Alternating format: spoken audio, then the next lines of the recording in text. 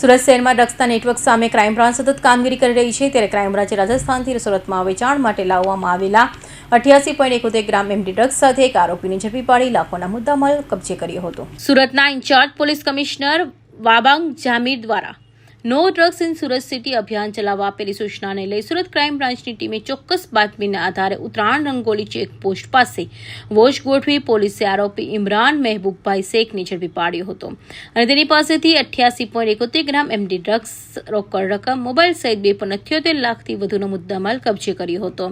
તો આરોપીઓની પૂછપરછમાં સામે આવ્યું છે કે આરોપી રાજસ્થાનથી ડ્રગ્સ લાવી સુરત શહેરમાં છૂટક વેચાણ કરતો હતો।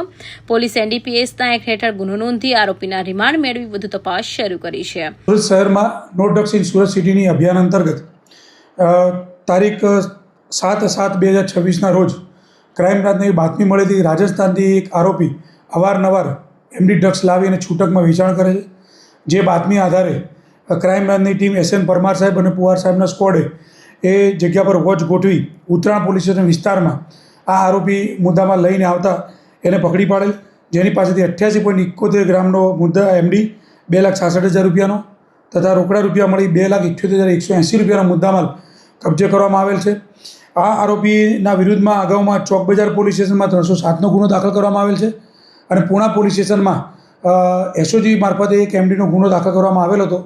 આ આરોપી રીઢો ગુનેગાર છે, અવારનવાર એમડી લાવી અને રાજસ્થાનથી લાવીને આ છૂટકમાં વેચાણ કરે છે।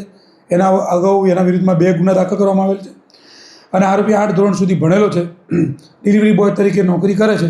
અત્યારે આરોપીને પકડી અને એને 5 દિવસના રિમાન્ડ મેળવવામાં આવેલ છે।